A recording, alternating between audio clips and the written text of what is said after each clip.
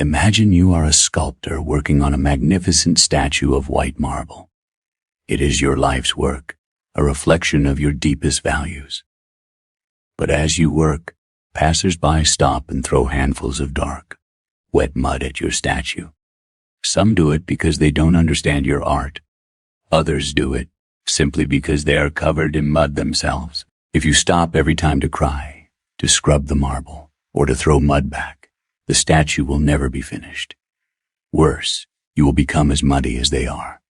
This is the reality of shadow socializing. In every relationship, in every career, and in every dream, there will be criticism. Some of it is a sharp, useful chisel meant to help you refine your edges, but much of it is just noise, shadows cast by other people's insecurities, projections, and unresolved pain. The tragedy of the sensitive soul is not that they are criticized, but that they allow the criticism to move their center. They let a stranger's comment become their internal compass. Let me share the story of Clara. Clara was a gifted teacher who poured her heart into her students. She was innovative, passionate, and kind. But one day, a parent wrote a scathing letter, criticizing Clara's methods and questioning her competence. The words were corrosive. For weeks, Clara couldn't sleep. She started doubting her intuition.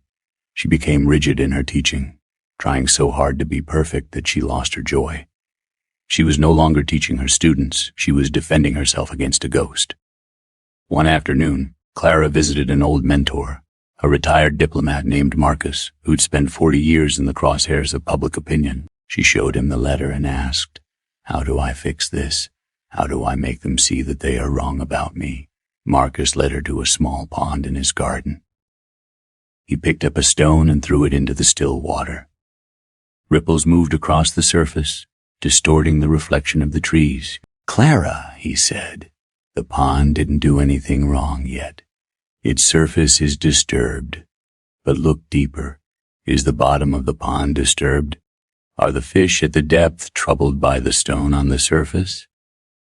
Clara looked into the water. "No," she whispered. "The depth is still." "Exactly," Marcus said. "Criticism is a stone thrown into your pond. If your center is only on the surface in your reputation, in your need for approval, then every stone will ruin your peace. But if your center is in the depths, in your integrity and your own self-knowledge, then the stones can only touch the ripples. They can never reach the floor of who you are." This was Clara's epiphany. She realized that she had given the critic the power to define her reality. She was letting the shadow of a stranger cloud her own internal sun. To master the art of handling criticism, you must embrace stoicism. Epictetus taught us that it is not what happens to you, but how you react to it that matters.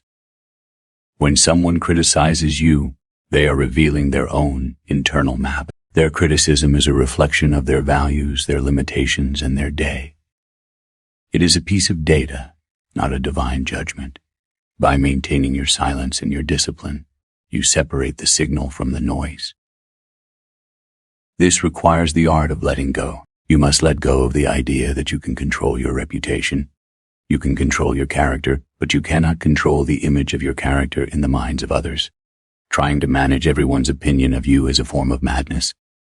True authenticity means being okay with being misunderstood by those who do not have the heart to understand you. In the practice of Zen, there is a focus on non-attachment. When a harsh word comes your way, do not grab it. Do not pull it into your chest and let it beat against your heart. Let it pass through you like wind through a screen door. You are the screen, not the dust the wind carries. Clara returned to her classroom, but she carried a new control. When another criticism came, and it did, she practiced the 3-second breath. She asked herself, "Is there a grain of truth here that can help me grow?" If yes, she took the grain and threw away the husk. If no, she simply watched the stone sink to the bottom of the pond while her depth remained still.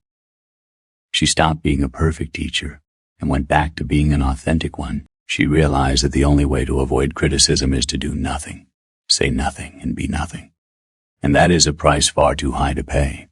Remember, the tallest trees catch the most wind, If you are being criticized, it is often a sign that you are standing up, that you are visible, and that you are doing something that matters. Do not let the shadows of others pull you off your axis. Reclaim your center today. Understand that your worth is not a democratic vote. It is a sovereign fact. Build your inner depth so deep that no stone, no matter how heavy, can ever disturb the peace of your floor. Be the pond. Let the ripples fade, and keep your eyes on the light that only you were meant to carry.